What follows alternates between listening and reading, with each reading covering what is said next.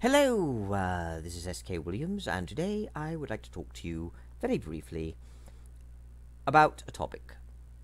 And this topic is one that rather obviously confronts us all in life. Regret. It is one of those things that is discussed in all of the world's great, as we call them, religious traditions. It is discussed in philosophy. It is discussed in literature. It is discussed in our daily lives. And while a modern-day secularist may say the religions of the world offer no real advice for it, the truth is, the secularists offer very little real advice for it, whilst the world's religions do. Nevertheless, the point here is less to quibble. The point here, besides to make a long-running point about something else, that we all face things we wish we had done differently, or things that we wish we had turned out differently. And there are different sorts of regret, and yet they all feel the same when we have them. There's regret over our own actions and a wish we had done something differently, when we knew we had other options and we could have made a different choice.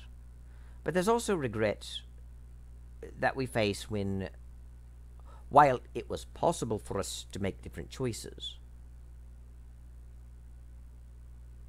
due to a lack of information, either we made a judgment call or made no decision at all, and things played out in a way that we wished they hadn't, and that we wish had turned out differently. Or perhaps we knew of two possibilities, and we chose the one that seemed more likely, but because we were missing critical information, turned out not to be likely, or worse. We made a choice based on what was more likely, and it actually was more likely, but the less likely option turned out to be true, leading to a situation that we wish had been different. And sometimes we make a decision that appears right, not a choice between options, but one in which we were unaware of other options, that we look back upon and regret. Even if acting in ignorance, and even if at the time it would have been impossible to act differently, or if possible to act differently, would have still not been possible, or at least not very likely, that we could have done the right thing. And yet we will still regret. But the most powerful regrets that grip our souls are the regrets of things we did wrong, that we not only know now were wrong, but we knew even then were wrong. Those regrets to which we commit certain acts of the moment, uncaring in that moment of a future ramification,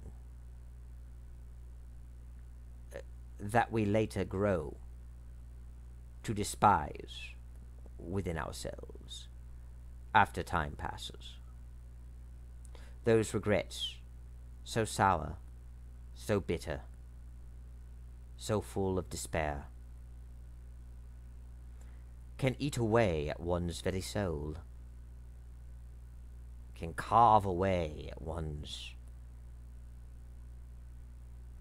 well-being, can lead to a sense of melancholy and an undercurrent of sorrow and remorse. And yet we live on. And it is never easy to overcome regret. It is never easy to look past it, but we must. Situations, of course, differ. The advice given to one person in one situation would be different than another, even if it was the same man, even if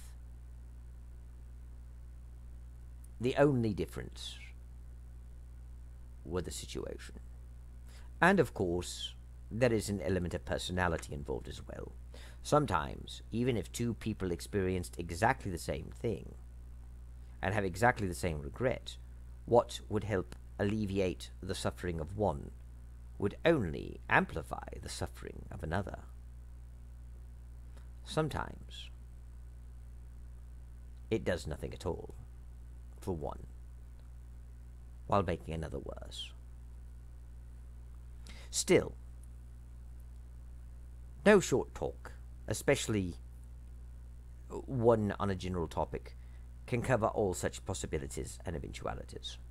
One must learn wisdom to determine such matters, and one must also know how people work in general and how specific people in particular work before one offers such help. I cannot do that here. I'm not speaking of a person. I'm not speaking of an event. I am speaking of a condition that all of us have faced at one time or another. Regret. Regret that does devour our souls.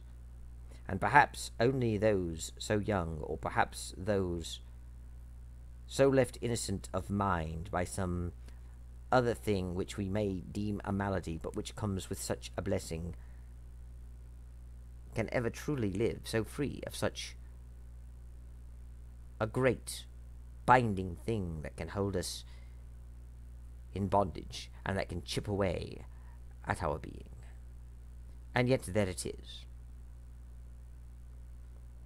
The arrow of time, moving forward, never backwards, drawing us further away from the event, and yet leaving that great wound intact. The arrow of time not carrying us as a vehicle, but piercing that soul of ours, damning us by our own decisions. And yet here we are. We have lived, unless we didn't, of course. But those who do not live very long past may only regret for a short period. And those who, after years, learn so regretful of things, may take their own life. They certainly show us a tragedy. But even they endured until that fateful moment. Regret kills you, but it does not kill you. Regret may lead you to take your own life, but it does not take it for you. And yet it does. For even if alive, if you allow it to grow so great, and if it is so great, it can rob you of life even while you are alive. And herein lies the great riddle. For you see such things as are, and yet are not, and that are nevertheless inherent in the paradoxical and multi-layered nature of the human experience. Perhaps too shared by things not human, but known amongst those who are very human indeed. So what can we do of regret? We cannot bury it, for like a seed it grows. For though regret can be death, it can also be life unto itself. And like some preternatural fiend can grow from the ground in death unto a sort of non-living life, and be undead. And yet, and yet, and yet.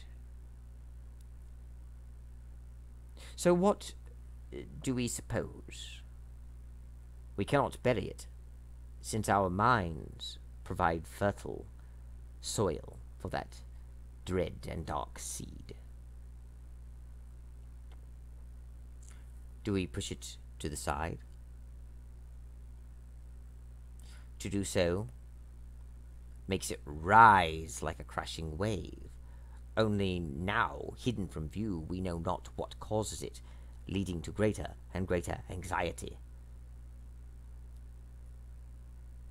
So what do we do? We could, of course, choose to incorporate it into our being, make it a part of ourselves. Admit it, acknowledge it, bring it in. This is, of course, better than burying it, better than pushing it aside. But then, it grows and connects to all other things and begins to alter them. Not quite like an infection,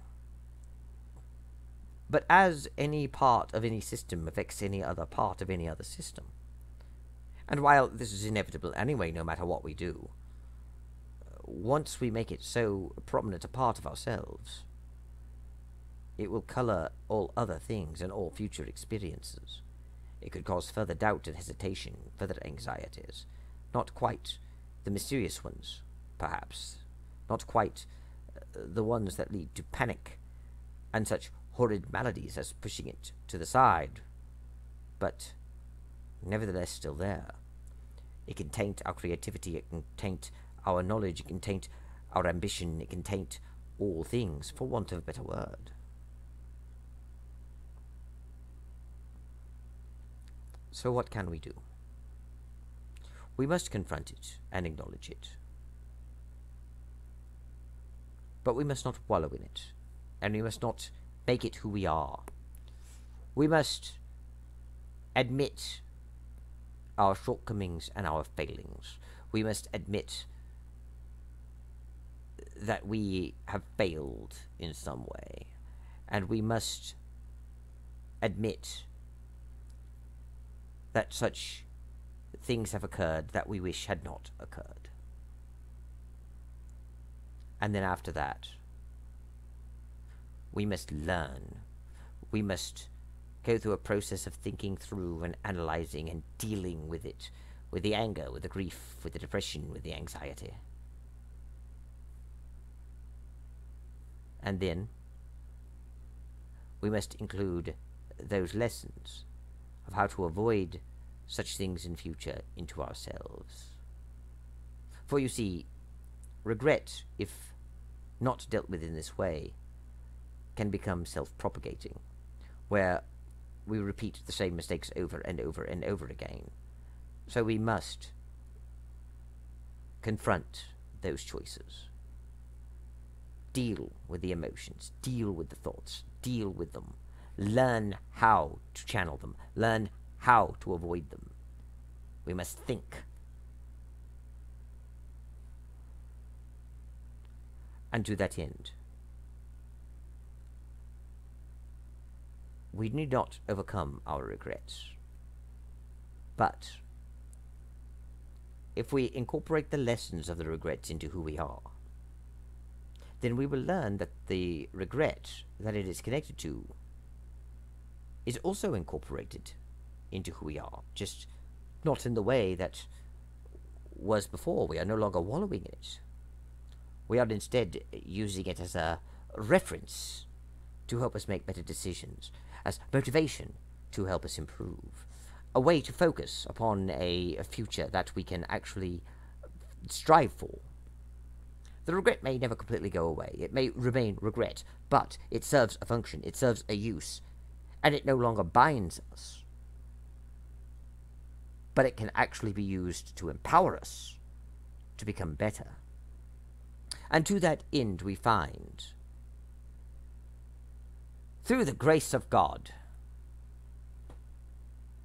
a mechanism built into us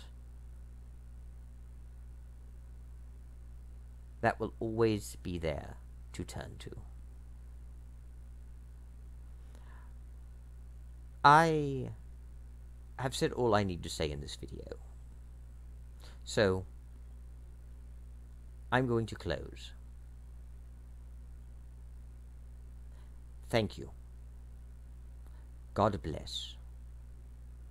And goodbye.